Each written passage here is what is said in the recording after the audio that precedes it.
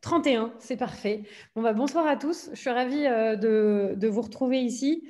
Petit clin d'œil parce qu'on a commencé les premiers webinaires Maestro lors du premier confinement. C'était en mars dernier. Nous voilà au deuxième confinement et vous voyez, ça continue. La communauté s'enrichit de plus en plus et on a la chance aujourd'hui d'accueillir Clark Chahine qui va nous raconter un peu les facettes d'un product manager sur un produit très B2B. Parce que ce qui est vrai, c'est qu'on a eu pas mal tendance ici à recevoir des gens qui étaient très en B2C, notamment quand on pense à Blablacar, on a eu quelqu'un qui est de Spotify, etc. Et là, on va voir un peu ce que ça signifie aussi quand on travaille avec des entreprises qui sont les utilisateurs et non des particuliers.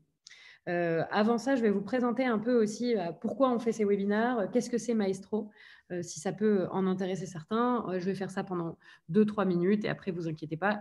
Le but, c'est de comprendre tout avec Clark ce soir et du coup, je ferai juste celle qui passe un peu les questions et qui en pose aussi.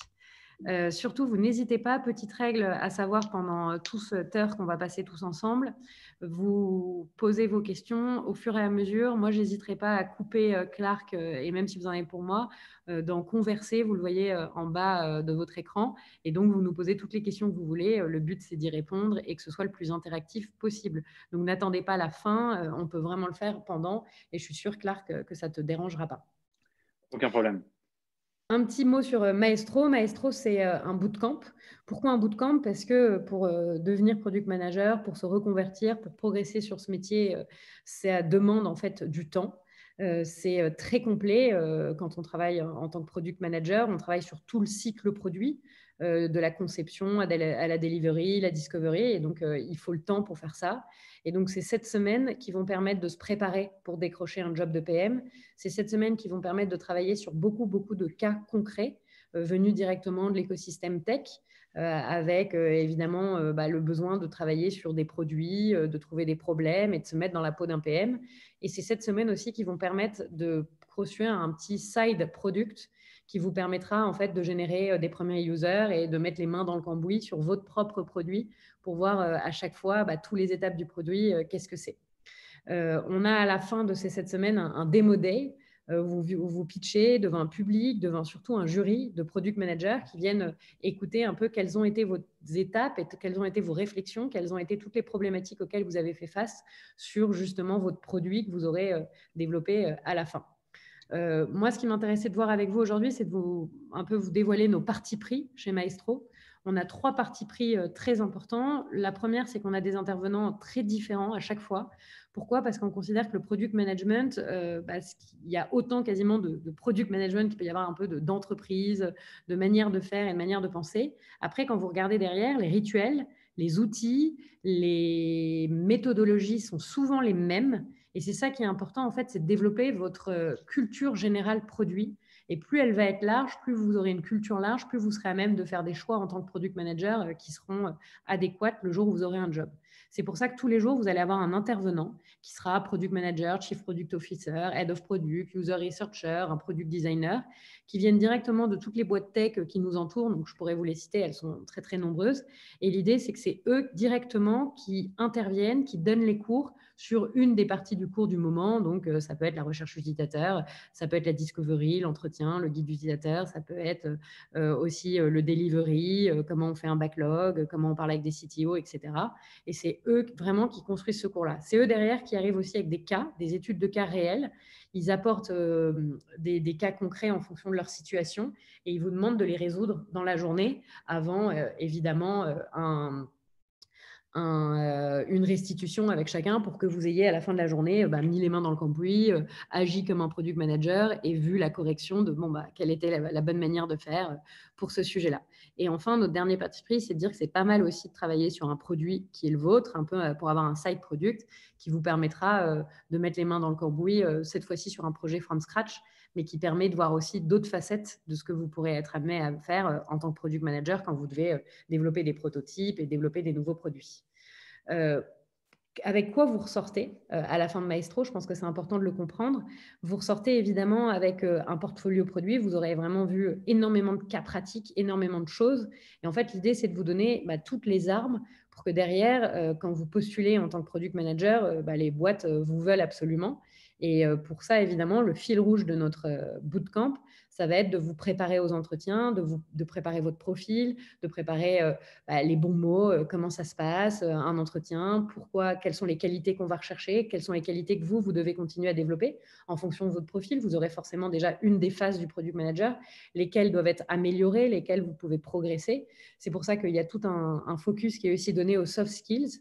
C'est important de savoir communiquer quand on est product manager. Vous êtes à la croisée de plein de métiers différents, les tech, les design, le business. C'est important de connaître tous ces langages et de savoir aligner les gens. Donc, c'est la prise de parole est importante, le feedback, le management est quelque chose qui est très important à saisir et sur lequel il y aura quelque chose. Et il y a une autre chose qui va être très importante aussi, et c'est pour ça que vous le voyez, je vous ai dit, vous avez des intervenants différents tous les jours qui viennent de plein de boîtes. Et en fait, à quoi ça sert? C'est aussi à vous construire un réseau pour que le jour où vous êtes soit à la recherche d'un job, soit déjà dans votre job, vous puissiez utiliser ce réseau pour vous aider, continuer à progresser. Je pense que s'il y a un truc hyper intéressant, et je suis sûre que tu vas nous le dire, Clark, dans le product management, c'est que c'est un métier qui évolue beaucoup, sur lequel tu progresses en fait tout le temps, tout au long. Et c'est pour ça qu'un réseau, quand tu progresses, c'est hyper important parce que tu vas pouvoir aller parler aux uns aux autres, dire où tu en es. Et évidemment, dans ce bootcamp, vous découvrirez, vous prendrez en main tous ces outils. J'en ai mis ici quelques-uns, ça se trouve, il y en a beaucoup plus. Mais l'idée, c'est que vous voyez un peu la diversité et pourquoi c'est long. Là, je vous ai mis des exemples de personnes qui interviennent, qui donnent directement des cours. C'est qu'un tout petit exemple. Pour de vrai, il y en a beaucoup plus. D'ailleurs, je n'ai pas du tout mis assez de femmes dans cette slide parce que pour de vrai, on a pas mal de femmes aussi. Donc, il faut absolument la changer, ça ne va pas. Mais voilà, vous voyez, on a des gens de chez Tiller System, de chez Payfit, de chez VP, The Toolbox pour vraiment comprendre tous les produits, enfin tous les outils à utiliser, Paperless, Swile, Comet. On a le headmaster de la Product Track de Lyon aussi qui intervient, qui est un designer sur tous les sujets de product designer. Enfin, vraiment, c'est très riche en termes de diversité. Voilà, donc ça, comme ça, vous avez, juste pour vous faire un petit point, on a un prochain bootcamp qui commence en novembre. On le maintient, on va faire du distanciel. On a eu la chance, si je peux dire ça comme ça, de le faire déjà pour le deuxième bootcamp parce qu'il y a eu des cas de Covid et donc on a pris l'habitude et on a vu comment ça marchait à distance. Donc c'est quelque chose qu'on a déjà fait, donc on n'a pas peur de refaire et qui nous permettra de faire au moins les premières semaines de manière très fluide avec toutes les petites techniques qu'on a retenues pour que ça marche à distance sans trop de problèmes. Voilà, je vous laisse maintenant avec Clark qui va, comme je l'ai dit pendant l'intro, vous expliquer un peu comment marche le product manager quand on est... Alors, je crois que j'ai arrêté de partager. Je ne sais pas si ça a fonctionné. J'ai commencé à partager moi-même.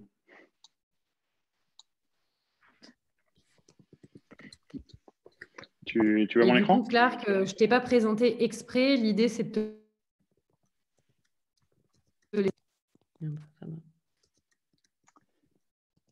T'es toujours là? Ouais, désolée, ça a bugué. Mais là, c'est bon, je suis toujours là. On t'entend, on voit ton écran. J'ai l'impression que tout est bon. Merci. Parfait. Et je disais que je ne t'avais pas présenté exprès pour que tu prennes un peu de temps pour le faire. Ça marche. Je te remercie, Annabelle, et merci à tous de vous être connectés ce soir. Je sais que c'est tard, et malgré le confinement, ce n'est pas forcément le truc le plus fun de faire, mais j'espère que ça sera intéressant. Alors, moi, ce que je vais vous présenter aujourd'hui, c'est un peu de mon expérience et de ce que j'ai vu dans les 10 dernières années. Quelles sont les différentes facettes d'un product manager en B2B qui sont très différentes, ou du moins assez différentes d'un product manager en B2C. Et je vais vous expliquer pourquoi. Mais avant cela, je vais me présenter quand même. Donc, moi, c'est Clark. Aujourd'hui, je suis le Head of Product de Kepler. Et avant cela, j'ai passé 10 ans chez Schlumberger. Alors, à coup sûr, vous ne connaissez pas ces compagnies. Ce sont des compagnies qui vous sont indispensables, mais dont vous n'en avez aucune idée et vous n'en connaissez pas du tout l'existence, tout simplement. Schlumberger est la compagnie leader en services pétroliers et Kepler est la compagnie leader en tracking des matières premières et à l'accès des données de tracking de matières premières dans le monde. Et toutes ces données et tous ces types d'énergie et de ressources sont très importantes pour nos vies journalières, mais très souvent ne sont pas au courant. Et c'est souvent le cas d'ailleurs en B2B. La plupart des boîtes, vous verrez, il y a beaucoup de product managers en B2B et souvent on n'en est pas au courant. Et c'est des milieux qui ne sont pas forcément très sexy. Je dois l'avouer, je suis sûr que je me souviens, il y avait des amis à moi du lycée qui se sont connectés ce soir et qui m'ont dit, la première fois que je leur ai dit, je vais rentrer dans le secteur pétrolier, ils m'ont dit, Vada et True Satanas, on ne va plus te connaître, tu n'es plus notre ami. Pourquoi? Parce que ce n'est pas très sexy. Donc, durant ces 10 dernières années, j'ai touché à la fois du support, du sales, du marketing et puis du produit. Et à la fin, je dirigeais et j'étais responsable des équipes produits des plus gros logiciels de Schlumberger qui avaient plus de 50 000 utilisateurs. Donc, pour un B2B, c'est très gros, qui générait plusieurs centaines de millions de dollars de revenus. Donc, c'est encore très gros et je vais vous expliquer pourquoi après. C'est une trentaine de product managers à travers le monde et plus de 120 développeurs. Et j'ai décidé il y a 6 mois de changer de bord et de passer d'une grosse boîte B2B à une plus petite boîte B2B, à plus de 105 employés, aussi basée à travers le monde où mes équipes de développement sont à la fois à Paris, à Londres, à Singapour, à Dubaï et un peu partout. Et je l'en discutais avec Annabelle juste avant. Nous sommes full remote depuis le Covid. On a rendu tous nos bureaux.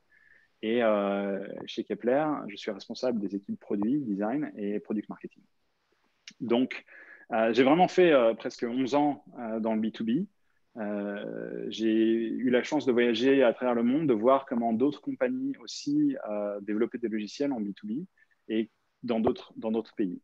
Ce que je veux faire aujourd'hui, c'est vous donner quelques-unes de ces facettes, quelques-unes de ces vues et visions que j'ai eu la chance d'avoir et de le mettre dans le contexte, en fait, non pas que de la vie du produit, mais aussi de la vie de vous, comment vous allez évoluer dans votre carrière, etc. Donc, je vais commencer par une interrogation.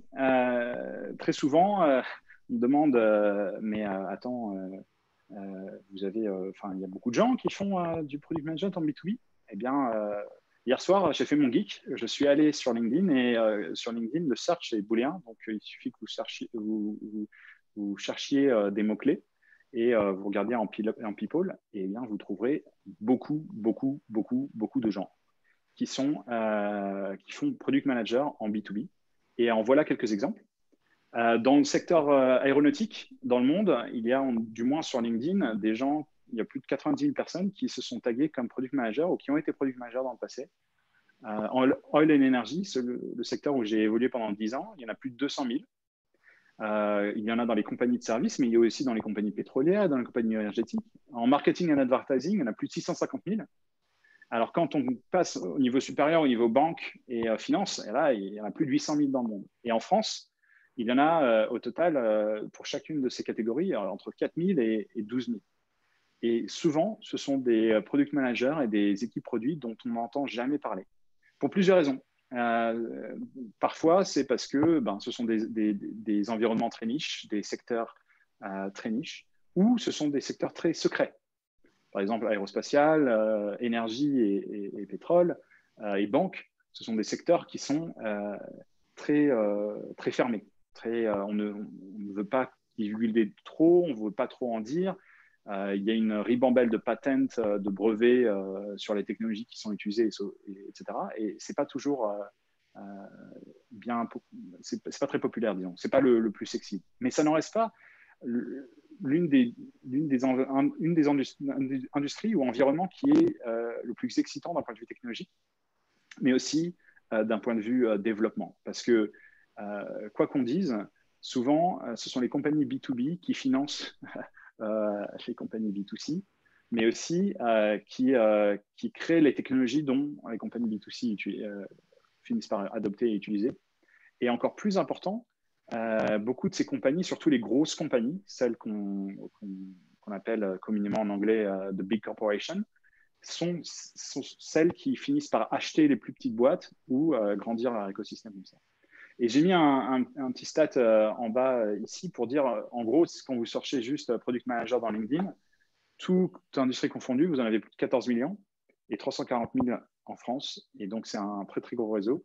C'est un réseau qui aujourd'hui est toujours très fragmenté et segmenté, tout simplement parce que souvent, les product managers en B2B ne se sentent pas faisant partie de la même famille, parce que ce n'est pas les gens qui sont les plus vocaux, etc. Et donc ça commence à doucement à changer, mais ça prend du temps. Et maintenant, la question qu'on se pose souvent, c'est mais alors qu'est-ce qu'ils font? Sur quoi travaillent-ils? Quels sont leurs utilisateurs? Et c'est là où il y a une différence nette, c'est que très souvent, on pense product manager, et par exemple avec John Maestro, on pense product manager en tant que product manager pour du software. Mais à vrai dire, dans beaucoup de ces industries, on a autant de personnes qui font du product management pour du software que pour du hardware, donc vraiment pour des outils, et parfois même pour les deux. Par exemple, à Schlumberger, on avait des équipes, donc j'étais dans la division software, on avait des équipes hardware, et puis on avait des divisions qui faisaient software et hardware parce qu'ils développaient les softwares qui étaient utilisés dans les hardware. C'est un peu ce que, par exemple, comment fonctionne Apple, qui design les macOS avec leurs chips, leur carte mère, etc. Ben, c'est à peu près pareil. Et puis, mais quels sont leurs types de clients? Eh ben, ils ont les clients externes, mais aussi les clients internes. Et souvent, on l'oublie, il y a beaucoup de product managers en B2B qui ne font que de l'interne. C'est-à-dire que leur boulot est de développer des outils en interne pour optimiser les besoins d'autrui. Par exemple, dans les banques ou dans les secteurs aéronautiques, c'est souvent comme ça. Chez Schlumberger, on avait aussi des divisions où en fait, le produit qu'on développait en externe, on développait d'abord en interne. Si on voyait que la technologie était bien en interne, eh ben, on disait, bon, bah, tiens, on va le commercialiser. Et boum. Et on passe en externe. Chez Kepler, on a aussi la même philosophie, c'est qu'on développe des outils d'abord pour l'externe, mais on est obligé de développer des outils en interne pour s'assurer que justement les analystes, les traders qu'on a en interne peuvent justement typiquement QC les données, quality control et puis travailler là-dessus. Donc vraiment un monde qui est à la fois tourné vers l'intérieur et à la fois vers l'extérieur. Et c'est très représentatif d'un product manager en B2B, c'est qu'il doit avoir cette capacité à la fois à parler à des clients en interne et à des clients en externe. Donc, c'est vraiment deux mondes différents. Et souvent, les clients en interne, par expérience, sont beaucoup plus difficiles que les clients en externe. Maintenant, quelles sont les différences vraiment concrètement entre B2B et B2C? Et je vais me servir de cette nomenclature pour décrire après les différentes facettes du product manager. Donc, quand vous êtes en B2B, l'une des premières choses à savoir et à retenir, c'est que le nombre d'utilisateurs que vous allez avoir est beaucoup plus bas qu'en B2C. Je vous ai donné un exemple, entre 50 000 et 60 000 pour les outils dont je m'occupais à Schlumberger. On en a plus de 5 000 utilisateurs dans notre domaine à Kepler, qui sont un domaine un peu plus fermé, des traders, des analystes, etc. Ça ne paraît pas beaucoup, mais mine de rien, pour le secteur dans lequel on évolue, c'est beaucoup, parce que ce sont des secteurs un peu plus niches. Et d'ailleurs, en parlant de niche, c'est de la technologie qu'on utilise, les types d'informations qu'on est obligé de faciliter et de visualiser. Ben, ce sont des informations qui sont très détaillées. Et souvent, le product manager, vous allez le voir, ce sont des gens assez experts.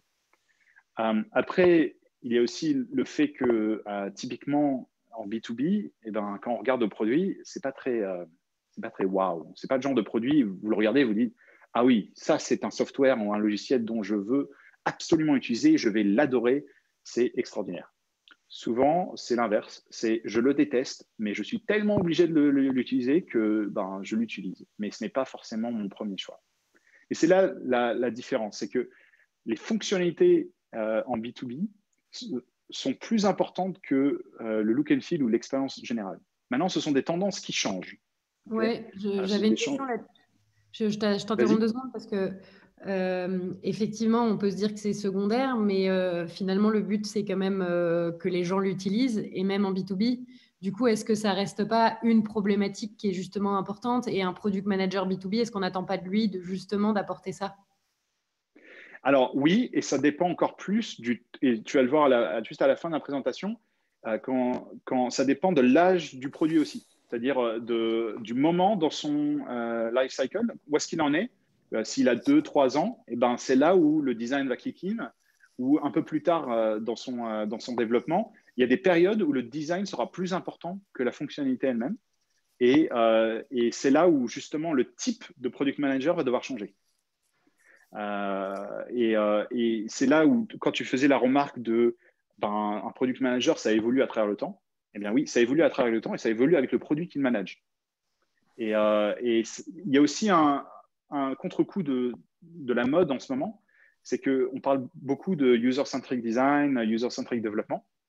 Et ça veut dire quoi? Ça veut dire qu'on veut mettre l'utilisateur, que ce soit en B2B, en B2C, c'est la même chose, hein, au centre de l'expérience, et que l'utilisateur, typiquement, peut approcher son expérience d'une manière simple, d'une manière belle, soyons bien honnêtes, et d'une manière assez efficace. L'efficacité, c'est souvent le plus important. Et ce qui arrive parfois, c'est que certaines compagnies, surtout les compagnies américaines d'ailleurs, ils font beaucoup plus attention. Et un des exemples qui me revient à l'esprit, c'est une des plus grosses compagnies avec qui on travaillait à Schlumberger. Et d'ailleurs, un de mes meilleurs amis et collègues et mentors est connecté, je l'ai vu, il va s'y reconnaître. Il nous faisait compter le nombre de clics sur la façon dont on designait un feature, combien de clics et quelle est la distance de mouvement de la souris sur l'écran, pour justement pouvoir s'assurer qu'on designait de manière optimale pour l'utilisateur. Donc ça, c'est le genre de questions auxquelles qui sont en train d'évoluer à travers le temps. Il y a une question posée dans le public, c'est Céline qui nous demande, est-ce que le fait d'avoir un design faible peut avoir un impact sur l'expérience collaborateur? Oui, à long terme. Au début, quand vous voulez faire le point et que vous voulez vendre le produit, au tout début, c'est plus d'abord, est-ce que la fonctionnalité répond aux besoins? Et après, est-ce que la fonctionnalité est facile d'utilisation? C'est la deuxième question arrive. Et en fait, ce qui se passe dans le B2B, c'est que quand on va pour un tender ou quand on va pour typiquement faire une évaluation client, eh ben, le client, très souvent, va avoir une grille, surtout dans les grosses boîtes, hein, va avoir une grille de besoins et il va ticker la box à côté. OK, est-ce que ce produit fait ceci, ceci, ceci? Et il compare. C'est pour ça que beaucoup des produits, d'ailleurs, qui sont destinés au B2B, quand vous allez sur leur website, vous avez une grille des features. Et parfois, et de plus en plus d'ailleurs, vous voyez des produits qui se comparent à d'autres produits. Et ils le font exprès parce que ce sont les grilles d'évaluation de est-ce que je vais prendre ce produit ou pas. Et c'est pour cela que le design, au début, ce n'est pas forcément le truc que les gens voient. Mais, et vous allez voir pourquoi, parce que en B2B, les gens qui achètent ne sont pas les gens qui utilisent. Donc, j'en arrive à ce point-là. Quand on achète quelque chose en B2B, c'est très cher. Un exemple, une licence d'un des produits dont je m'occupais à Schlumberger, vous pourriez vous acheter un appartement de 30 mètres carrés à Paris, dans un beau quartier. Voilà, voilà combien ça. Une licence, c'est belle image. Une personne. Voilà, au moins c'est visible. Vous faites attention quand vous baladez avec. On avait des dongles, c'est des genres de clés USB qui sont pour prouver que vous êtes bien un utilisateur. Et ben, on se baladait avec des dongles comme ça à travers le monde pour pouvoir faire nos démos. Je peux vous dire que le jour où on perdait un dongle, on se sentait mal parce que c'était la licence qui allait avec et on avait les shortcuts, etc. Mais on avait d'autres moyens de bloquer la licence. Mais même en tant qu'utilisateur, on se sent, putain, waouh, j'ai perdu plusieurs millions de dollars.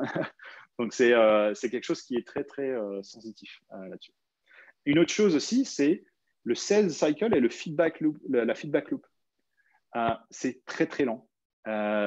Tout simplement, pourquoi? Parce que quand vous faites un release dans un produit en B2B, vous devez attendre entre 3 et 6 mois avant de voir vraiment l'effet sur déjà l'adoption du produit, mais aussi l'effet client et avoir le feedback qui va prendre 2 ou 3 autres mois. Ce qui fait que ça fait des cycles très, très longs. Et vous allez voir que l'une des caractéristiques du product manager, c'est la patience. Et aussi la façon dont il va communiquer justement les besoins et les feedbacks. Et point final, parce que justement, vous ne vendez pas le produit, enfin les personnes qui achètent le produit ne sont pas vos utilisateurs, la façon dont vous approchez la présentation du produit est tout aussi importante. Et la façon dont vous approchez les valeurs du produit et pourquoi ce produit est important. Le buyer, c'est la personne qui va acheter le produit en B2B, c'est souvent le département de ce qu'on appelle de procurement. Je ne connais pas le mot en français, excusez, mais en gros, c'est le département d'achat. Je crois que c'est ça, c'est achat.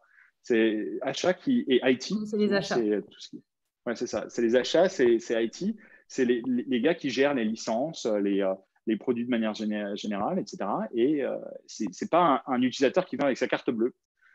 Ça n'arrive jamais. Alors peut-être dans les petites boîtes B2B, on a ça au début, mais dès que ça grandit, on officialise, on doit faire du invoicing, on doit faire beaucoup de process. Pourquoi? Parce que il y a une régularisation de ça, il y a des règles, il y a des lois, il y a des taxes, et tout ça, c'est important. Donc, vous allez parler à la fois à l'utilisateur pour lui convaincre que la fonctionnalité est là et que c'est facile à utiliser, mais à la fois, vous allez devoir shifter votre discussion au buyer pour lui dire que, voilà, vous tiquez toutes les boxes, mais vous avez quelque chose que la compétition n'a pas. Et c'est souvent autour de l'intégration, c'est souvent autour de la façon d'être ouvert à d'autres outils, etc. Donc, si je prends chacun des piliers que vous voyez là et que je le mets autour du PM, quelles sont les key caractéristiques du PM dans ces cas-là? Eh bien, c'est très simple. Parce qu'on a un petit groupe d'utilisateurs, le PM va devoir être un très bon écouteur, je ne sais pas trop le mot en français, listener en anglais, c'est typiquement quelqu'un qui sait écouter, qui a de l'empathie avec l'utilisateur et qui est à même de traduire en fait le besoin de l'utilisateur dans un produit. Et je vais être très franc, les 90% du temps, l'utilisateur va vous donner un requirement, un besoin qui n'est pas exactement le besoin dont il a vraiment besoin, ce dont il a vraiment besoin. En gros, ce qu'il va faire, c'est qu'il va traduire un besoin qui est limité par rapport à ce qu'il utilise aujourd'hui. Donc, le but du PM, dans ces cas-là, c'est d'aller et de poser les 5 questions pourquoi. Alors, je ne sais pas si vous connaissez les The 5 Whys of Toyota, mais en gros, Toyota, à une époque, elle a eu des problèmes de chaîne de production. Et ils ont mis en place ce process où, si vous répétez, vous posez la question, pourquoi vous utilisez ça, pourquoi vous avez fait ça, et pourquoi, 5 fois minimum, vous en arrivez au point où c'est vraiment la raison pour laquelle vous avez besoin de ça. Et le PM, dans ces cas-là, il écoute très bien, c'est un très bon traducteur, et il est capable de poser ces questions d'assez empathique avec l'utilisateur pour justement le faire. La deuxième chose, parce que c'est souvent en utilisant de la technologie qui est assez niche et très spécialisée, le product manager, il est très technical. Je vais vous donner un exemple. Chez Kepler, quand on recrute nos product managers, on en a recruté 2 récemment, eh bien, on s'est assuré que durant leurs tests et leur recrutement, ils avaient des tests très techniques sur comment on analyse des données, comment on réfléchit à la traduction des données, comment on crée par exemple un schema de données, etc.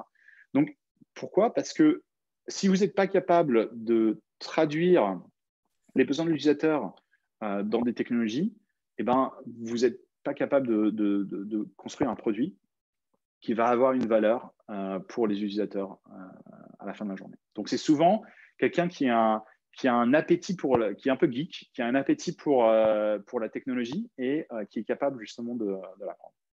Parce que justement, c'est très cher, le product manager en B2B, il est encore plus qu'un B2C, un business woman or man. Et pourquoi? Parce que c'est le product manager qui va travailler avec les sales, qui va travailler avec le marketing, qui va travailler avec les customer success pour fixer un prix et un niveau d'adoption qui est important pour justement pouvoir vendre le produit. Et il faut avoir une très bonne connaissance du business pour faire ça. Très souvent, dans les grosses boîtes, ce qui se passe, c'est que les product managers ne sont pas embauchés de l'extérieur. Ils sont embauchés de l'intérieur. Pourquoi? Parce que ce sont des gens qui ont déjà connu le business. Donc, un peu comme ma carrière, j'ai commencé en support. Donc, je répondais au téléphone à Aberdeen, au fin fond de l'Écosse, pour dire aux gens comment utiliser un logiciel. Puis, j'ai monté en sales. Puis, j'ai monté en marketing. Et puis, finalement, après avoir fait du marketing, j'ai décidé de bouger sur le produit. Et je l'ai fait exprès parce que voilà, c'est une évolution très fréquente, en fait, dans les grosses boîtes où on touche un peu à tout. Et on touche tout autour du produit. Et après, on arrive au produit.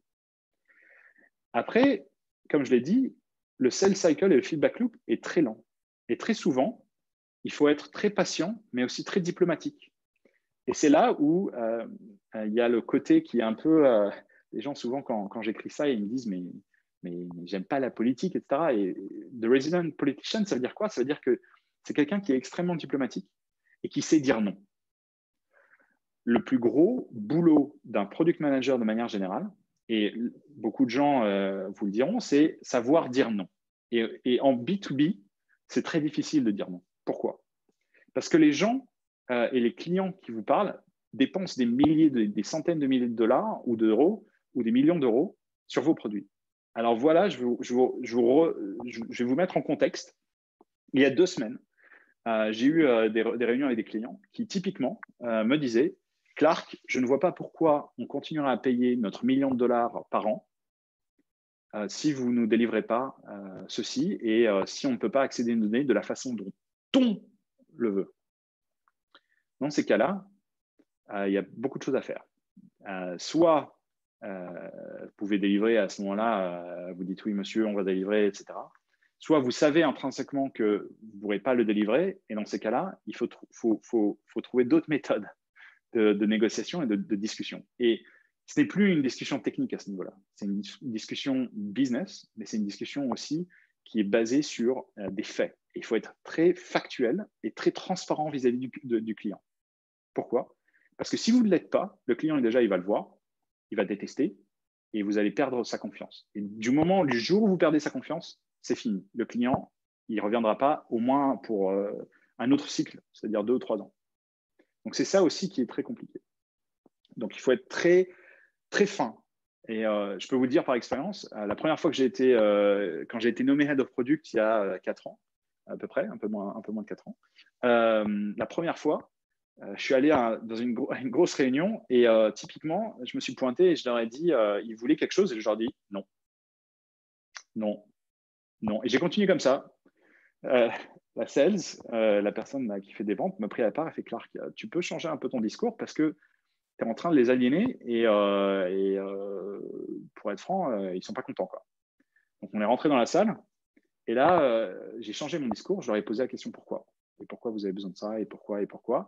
Et en fait, ce dont ils avaient besoin, c'était pas, même si moi je le savais forcément, parce que j'avais compris ce qu'ils cherchaient, mais le fait qu'on arrive à les aider à exprimer leurs besoins, justement, c'est une méthodologie qui aide à ce genre de choses. Donc, c'est là où il faut être très, très diplomatique. Et parce que ce n'est pas le même end user qui achète le produit, quand vous vous pointez devant un département d'achat et que vous leur donnez la facture, eh ben, il faut bien connaître son pitch. Et là, c'est savoir dire raconter une histoire. Et c'est très vrai. C'est là où il faut savoir expliquer pourquoi votre produit est différent, le faire de manière simple, ne pas trop en faire, et le faire de manière humaine et empathique, parce que c'est ça qui travaille. Et parce que justement, le design, c'est un peu secondaire parfois, et ça remonte, ça dépend du temps du produit. Il faut être aussi très pragmatique de ce côté-là et pouvoir savoir définir quand c'est important ou pas. Est-ce qu'il y a des questions jusqu'à là sur les moi j'ai une facettes? question justement sur le… Tu vas être storyteller parce qu'en fait, c'est un peu toi qui fais la vente, où il y a quand même des équipes de vente souvent dans les boîtes. Toi, tu es au produit, donc peut-être tu les accompagnes sur la partie. Parce que pour moi, le product manager, il était plus la personne qui devait être là au moment de la démo et au moment de l'usage de la chose. Mais tu viens aussi dans la négociation commerciale, c'est ça que tu veux dire par ça? Oui, ça dépend aussi du niveau aussi du type de contrat. Par exemple, dans ma carrière, j'étais technico-commercial, où là, oui, c'était moi qui faisais les démos, qui racontait l'histoire. Mais plus le contrat est gros, plus l'équipe produit va participer, surtout à écrire justement les proposals, les contrats en fait techniquement, parce qu'il faut spécifier techniquement ce qu'il y a dans le contrat et ce qu'on va délivrer, etc. Et quand tu es Head of Product, par exemple chez Schlumberger, j'étais Head of Product, on appelait ça Portfolio Manager parce que j'avais plusieurs produits. Et dans ces cas-là, c'est aussi moi, en tant que Head of Product, en charge du produit, qui était responsable du produit, qui va présenter ce qu'on va faire et qui va présenter justement cette technicité. Pourquoi? Parce que ça donne une certaine crédibilité. Ça montre aux clients que vous vous souciez d'eux, que vous ne mettez pas n'importe qui devant eux, que ce sont les gens qui sont en charge du produit, qui sont typiquement qui sont responsables et qui mettent leur nom et leur position sur la sellette, etc. Donc, ça dépend du type de contrat. Plus le contrat est gros, plus il y a de chances que le PM lui-même ou le Head of Product ou le CPO fait partie de la discussion. Quand ce sont des petits contrats, oui, là, c'est les sales, les produits spécialistes, les technical sales, les technico-commerciales qui vont s'occuper de ça. Mais pour qu'eux puissent le faire, il faut quand même que le PM leur dise quelle est la valeur du produit. Et si le PM qui construit le produit ne sait pas exprimer la valeur du produit, alors là, on a un problème. Alors là, c'est Houston, on a un problème. Okay. Et toutes les boîtes n'ont pas de département de marketing, par exemple. Chez Kepler, on n'avait pas de département de marketing. Là, on est en train de construire. On a pris un marketing manager, on a un communication manager. Je m'occupe du produit marketing avec l'équipe. Mais c'est l'équipe produit qui s'occupe de faire le message du produit. C'est nous qui sommes en charge du message du produit. À Schlumberger, j'étais dans l'équipe marketing. Et là, on avait une équipe marketing qui faisait la totale. Mais on faisait de pair. Et on travaillait toujours de pair. Le product manager travaille en B2B avec littéralement tous les départements que vous pouvez imaginer, que ce soit les ingénieurs, classiques, marketing, sales, customer success, operation, légal. Oui, légal, parce que tout ce qu'on doit construire doit rentrer dans des conditions légales, des terms et conditions. Les trucs, vous savez, les trucs que quand vous checkez un nouveau software, vous mettez « I agree », mais j'accepte les conditions, mais vous ne les lisez jamais. Mais ça, ce genre de trucs, les product managers en B2B, on les lit. Et d'ailleurs, certaines parties, on travaille avec le légal. Le lawyer, le légal, pour justement les écrire. Et j'ai eu des heures et des heures à tergiverser sur la façon de formuler des besoins, des besoins de terms and conditions. Il y a aussi un autre truc, c'est que les PM, dans les grosses boîtes de B2B, souvent, c'est même eux qui écrivent les patents, les brevets. Si vous regardez, dans LinkedIn, il y a beaucoup de product managers qui ont des brevets. Moi-même, j'en ai écrit, on en a soumis, certains ont été acceptés ou d'autres. Et ce sont des brevets techniques, mais qui sont légalement très importants pour la compagnie parce que ça fait partie de la valeur et de la différenciation de la compagnie. Donc, c'est là où oui, il faut savoir donner une histoire, il faut être très technique, il faut être à la fois business driven, et il faut connaître le business, il faut prendre du temps à l'apprendre le business, il faut prendre du temps à parler aux clients. Un B2B product manager ne peut pas passer une semaine sans parler aux clients. Et c'est ça, c'est une grosse différence. C'est que parce qu'on n'a pas autant de données qui sont capturées ou qui sont vues, ou capturé. Merci. J'ai du mal en français. Hein. Je parle plus anglais que français généralement. Donc, non, déjà, je pense que tu n'utilises pas du tout d'anglicisme. C'est vachement bien. J'essaie. C'est très dur. Et donc c'est très difficile. Et oui, on travaille avec les customer success. Oui, on travaille avec les gars du support. Oui, on travaille avec les sales. Mais la réalité, c'est que rien ne changera l'importance de pouvoir parler à un client directement de ce qu'ils font. Récemment, chez Kepler, ce qu'on a fait, c'est qu'on a introduit ce qu'on appelle un Product Advisory Programme. En gros, on prend les top 20 utilisateurs au monde ou les top 20 compagnies qui ont été très constructives à travers les 5 dernières années du produit, parce qu'il a 5 ans, le produit, et on organise tous les quarters ou tous les trimestres, typiquement, ou tous les mois, une session de 1 heure ou 1 heure et demie où ils nous présentent pendant une demi-heure ce qu'eux, ils font. Et là, on invite tous les devs, tous les product operations, tous les product managers, etc. Et on écoute leurs présentations et on les enregistre pour pouvoir les assimiler et comprendre. On leur pose des questions directement. Et après, on leur présente la roadmap, etc. Et on fait une calibration. Déjà, hein, ça, c'est un engagement avec le client qui est très, très, très important en B2B. Pourquoi? Parce que ça valorise le client. Et de deux, c'est aussi super important parce que vous mettez le client en face des développeurs. Et ça vaut de l'or. Pourquoi? Parce qu'à ce moment-là, vous enlevez la barrière de la traduction et les développeurs peuvent aussi poser les questions eux-mêmes. Et c'est là où l'intégralité des différentes facettes prend tout son ampleur. Donc maintenant, ce que j'ai fait, c'est que si je fais un point, j'ai pris les différences entre B2B et B2C et je vous ai expliqué comment les différentes facettes du PM et comment le PM va évoluer et quelles sont les compétences dont elle ou il a besoin pour pouvoir faire cela. Non, si je les simplifie, vous avez tout le côté design en haut à gauche, vous avez tout le côté technologie en haut à droite et tout le bas, c'est le côté business. Alors, vous devez sûrement connaître ce Venn diagramme et je vais vous le montrer tout à l'heure où vous avez design, technologie et business. Et d'ailleurs, Annabelle, tu en as parlé un peu avant, un product manager doit savoir toucher à tout. Ouais. Sauf que la réalité, et ça, on ne vous le dit pas, c'est qu'on vous dit souvent, vous devez être au milieu. Mais la réalité, et je vais être vraiment franc, personne, jamais personne ne peut toucher les trois à la fois. On est tous biaisés vis-à-vis de un ou deux de ces types de technologies.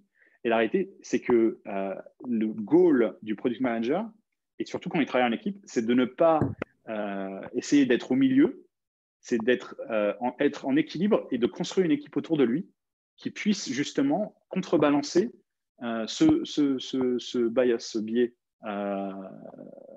typiquement. Et après, ça évolue aussi et vos compétences vont évoluer avec le produit.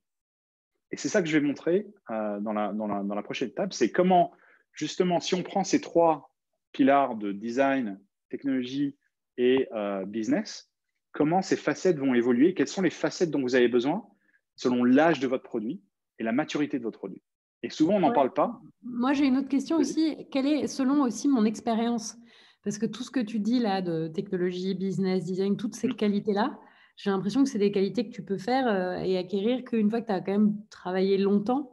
Donc, imagine, tu as travaillé que 2 ans, t'as pas, enfin, en fonction aussi de ton expérience, ça m'intéresserait de voir où est-ce que tu situes le PM et est-ce que c'est possible de venir, est-ce qu'il faut déjà avoir une certaine expérience et comment tu fais pour atteindre un niveau qui fait que tu es à l'aise là-dessus, quoi. Alors, c'est là où, c'est marrant parce que certains de la promo actuelle de John Maestro m'ont posé la même question. Et ma réponse a été très simple.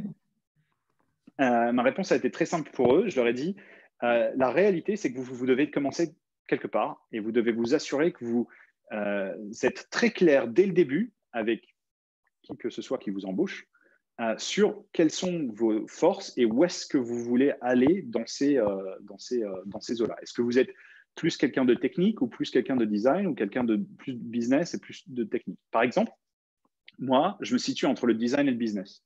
Je peux être très technique aussi, mais ce n'est pas là où je me sens le plus à l'aise. Faire des calls API, ce n'est pas mon truc. Tu vois. Récemment, j'ai embauché 2 senior product managers qui avaient un peu d'expérience, l'une moins que l'autre, mais elles ont été très claires, et c'est l'une des raisons pour laquelle je les ai embauchées, c'est qu'elles ont été très claires dès le début en me disant, parce qu'ils avaient un test, et le test faisait partie des 3, il touchait 3, la technologie, donc les données, le design et le business, parce que je voulais voir les 3, et elles ont été très claires, chacune d'entre elles m'ont dit, en fait, moi, je suis plus à l'aise dans ces 2-là, ou dans celle-là, et celle-là, je ne suis pas du tout, c'est pas mon fort, mais je veux bien essayer.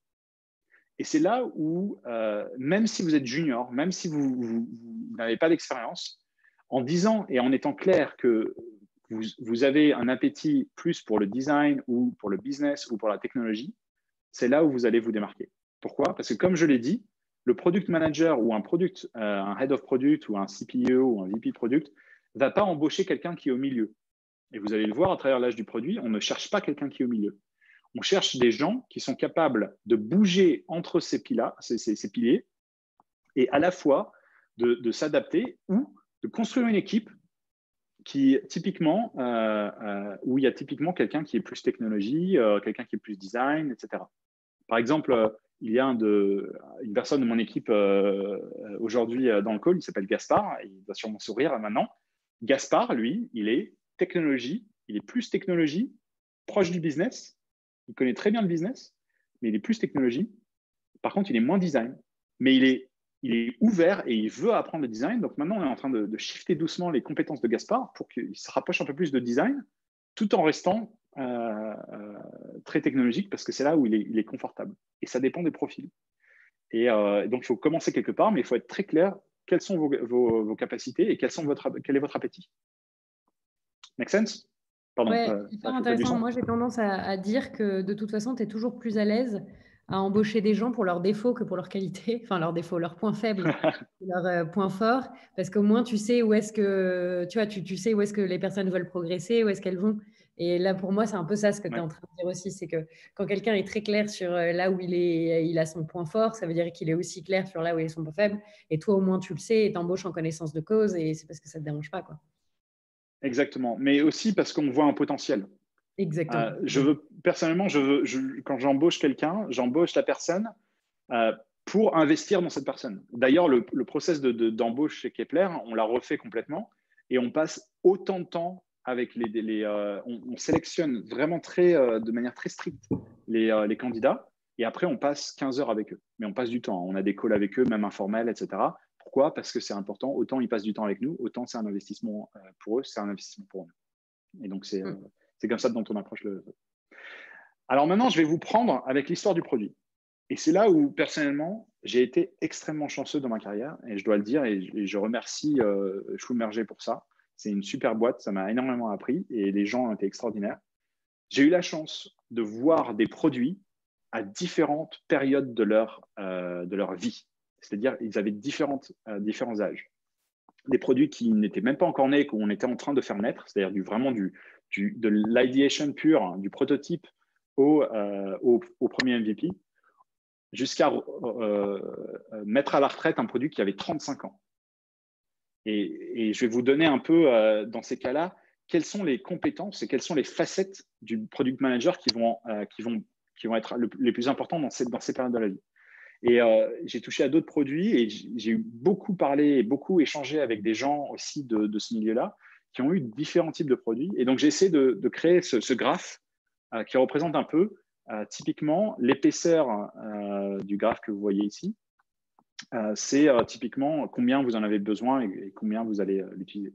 Au début du produit, quand il est juste né, eh ben, vous devez avoir une bonne connaissance du business, vous devez vraiment y aller et pouvoir parler de la story, pourquoi vous le faites, mais aussi de la technologie.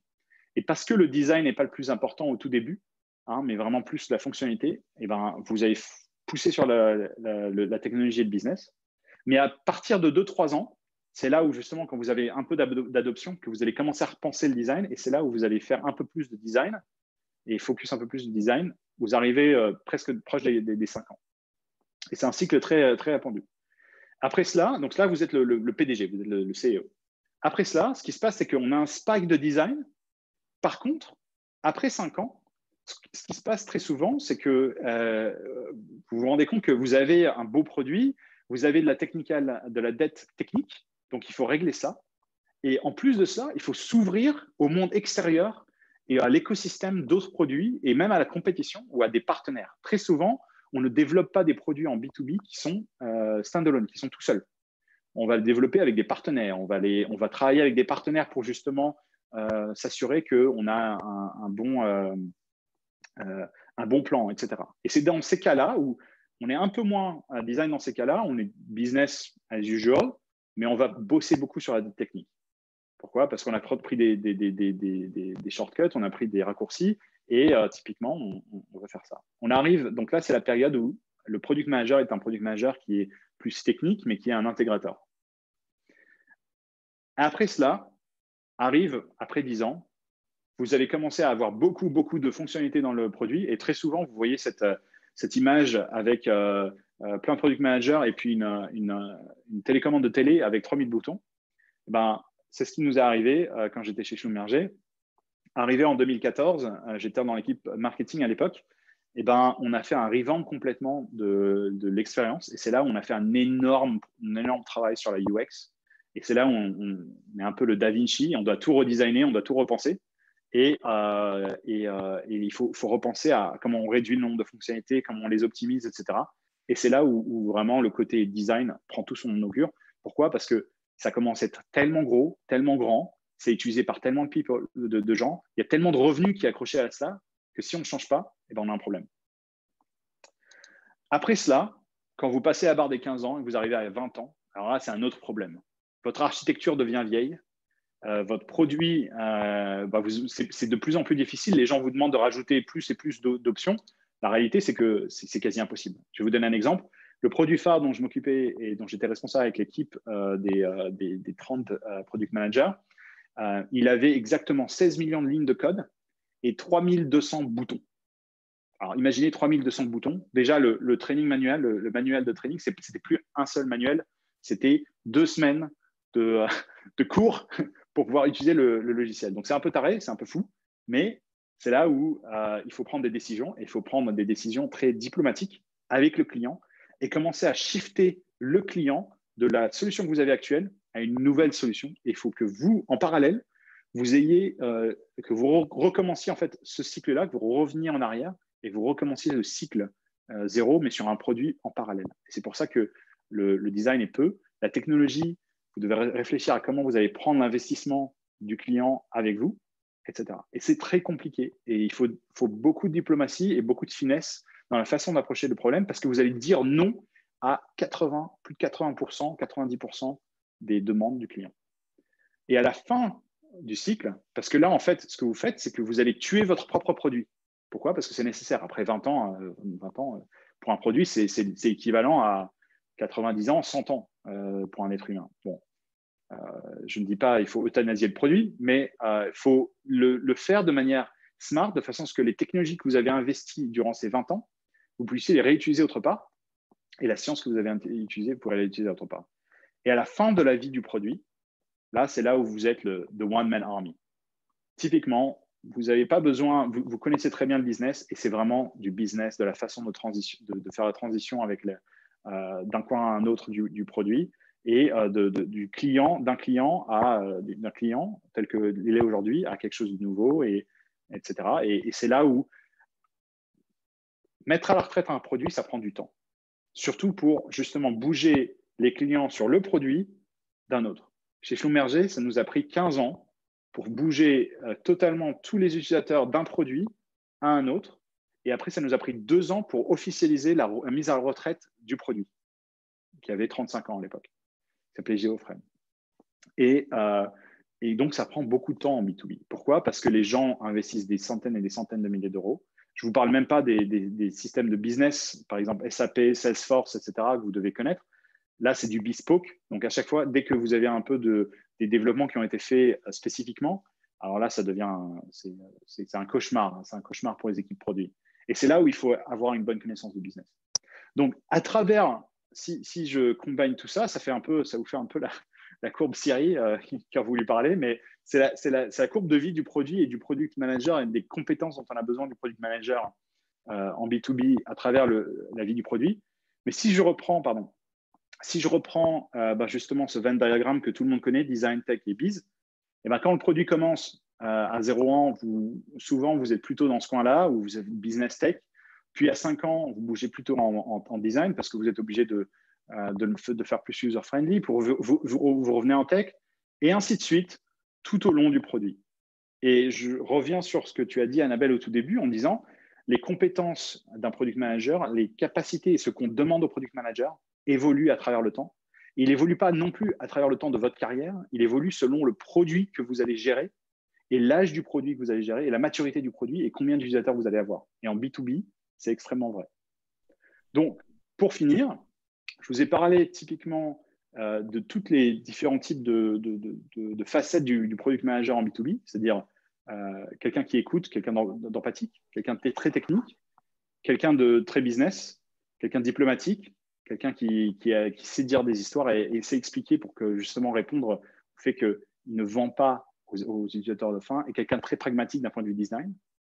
Mais ces facettes-là vont s'exprimer de manière différente et à des importances différentes selon la vie, tout au long de la vie du produit, tel que dessiné sur ce Venn diagramme. Et sur ce, je vais m'arrêter là et répondre à toutes les questions dont vous avez besoin. Super, merci. Moi, j'ai une première question que je me suis posée plusieurs fois dans ta présentation. C'est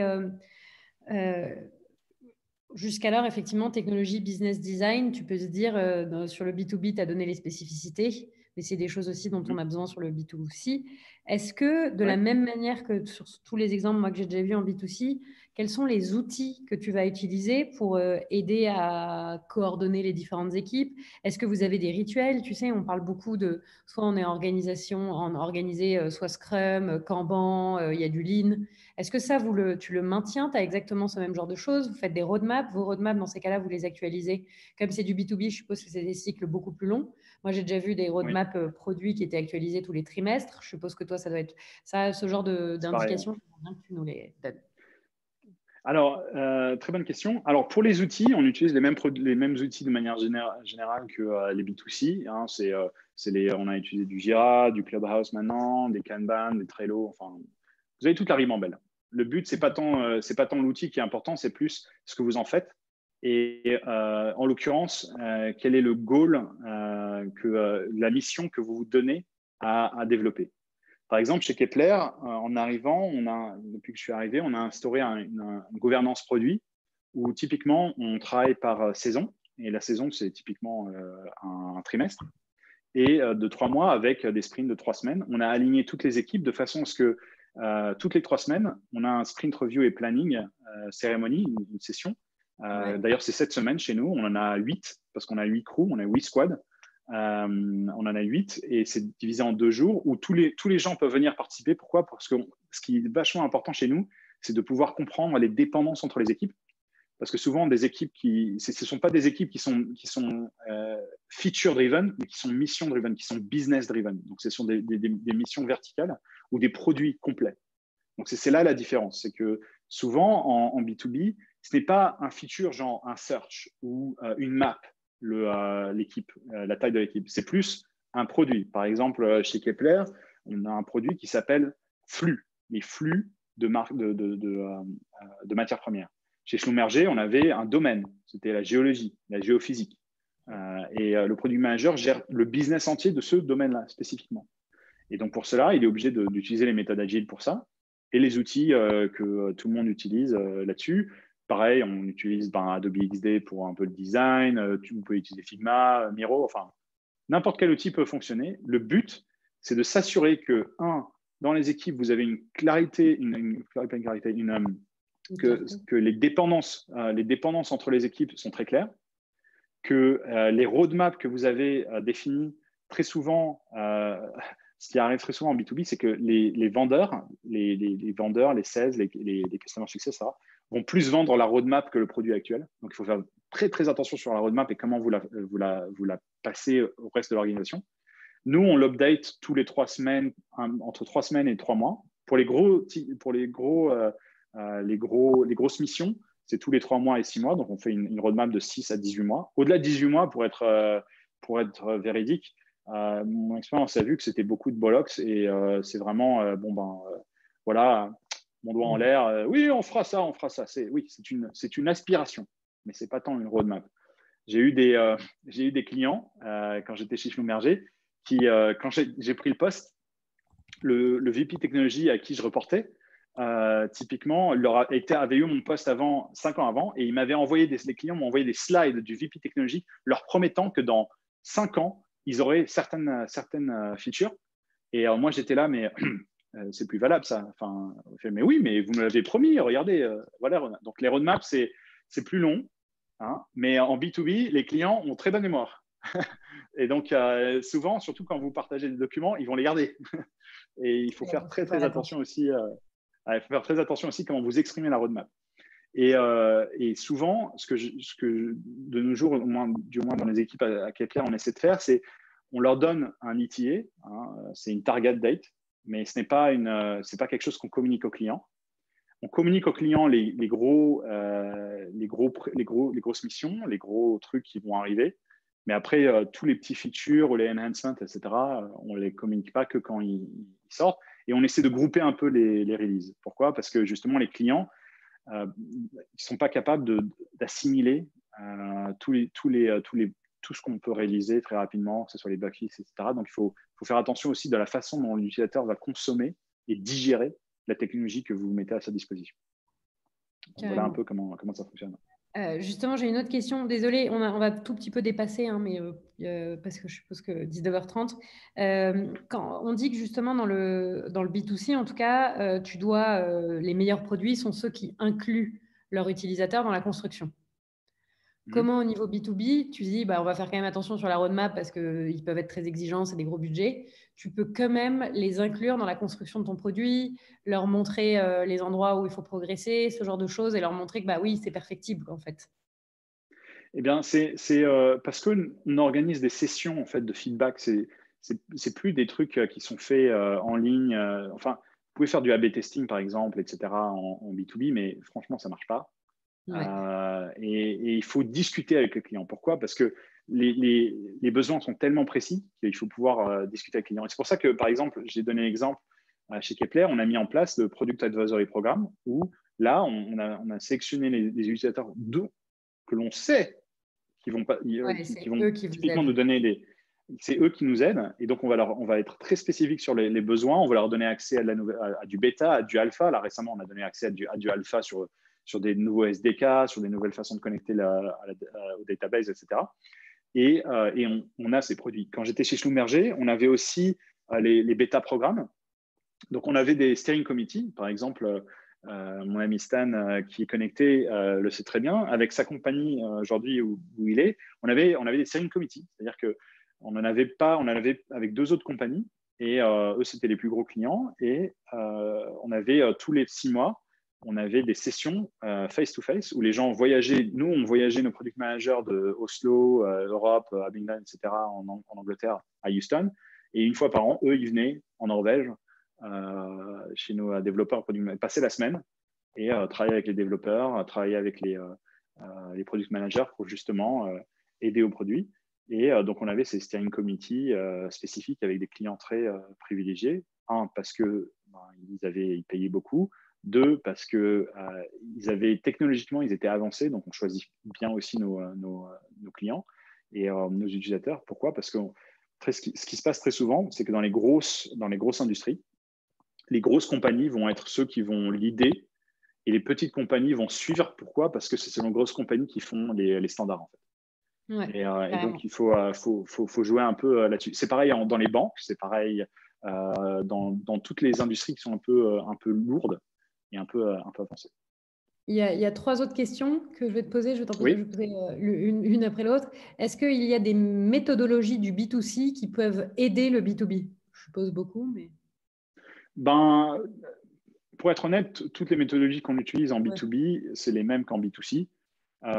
Mais après, ça dépend vraiment de la façon dont vous allez gérer les clients et la façon dont vous allez gérer aussi les besoins et ce côté un peu de négociation, etc.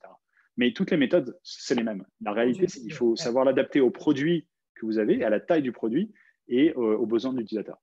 Et à la taille de la compagnie aussi, ça dépend. Et au montant.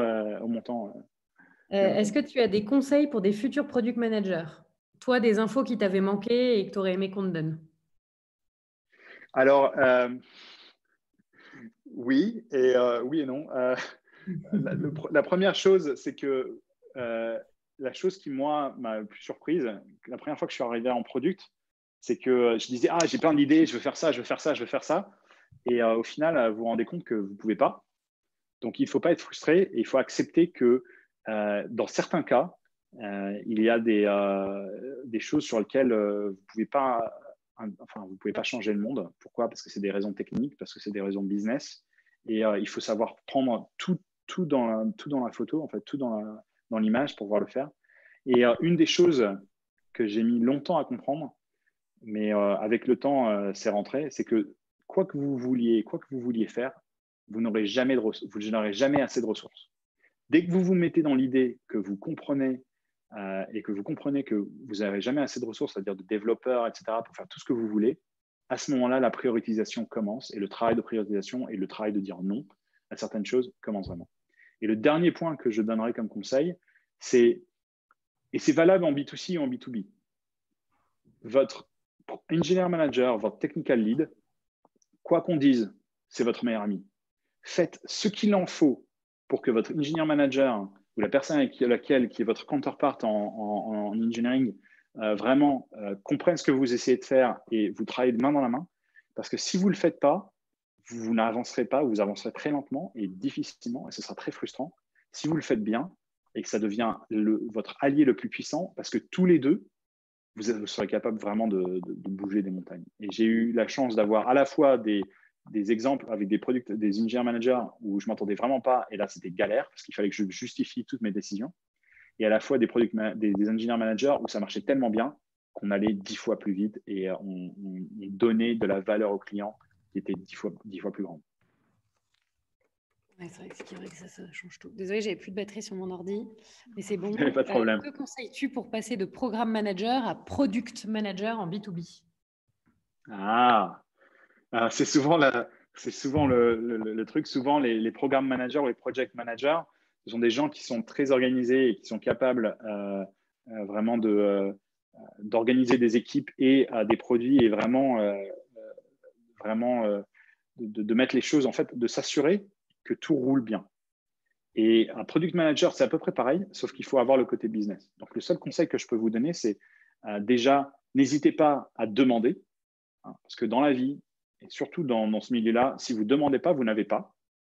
Et très souvent, il faut aussi que vous montriez une capacité à comprendre le business pour le faire. J'ai vu des project managers qui sont devenus product managers, j'ai vu des product managers qui sont devenus project managers et vice-versa. J'ai même vu des engineer managers qui sont devenus product managers.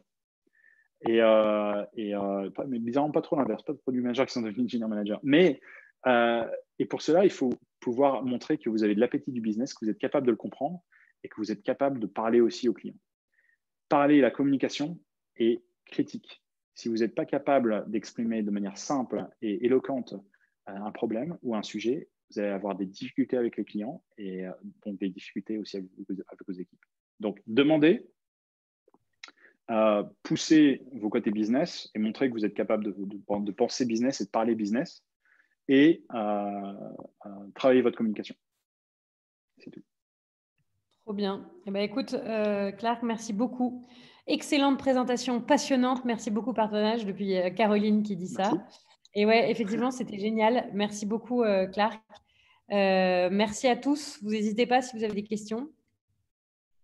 On peut vous répondre. Je ne sais pas si tu laisses ton mail ou de toute façon, tu es disponible sur LinkedIn. Oui, hein. je suis disponible sur LinkedIn. Rajoutez-moi, envoyez-moi un email ou autre. Si vous voulez discuter aussi ou un peu de coaching, etc., n'hésitez pas. Ouais, bah, trop bien. De toute façon, on te retrouve aussi chez Maestro et on verra parce que tu m'as donné plein Avec d'idées pour plaisir. creuser plein des sujets là. Donc, on va faire d'autres choses. Trop bien. Bah, bonsoir Top. à tous. On vous donne très vite le programme des prochaines semaines. On est en train d'organiser plein d'autres webinaires histoire de maintenir tout le monde sur une vague d'enseignement pendant ce Covid. Salut à tous. Merci. Annabelle, tu restes en ligne? Ouais, Merci, on Loïc. peut s'appeler, ça te va si on s'appelle plutôt? Ouais, ça marche.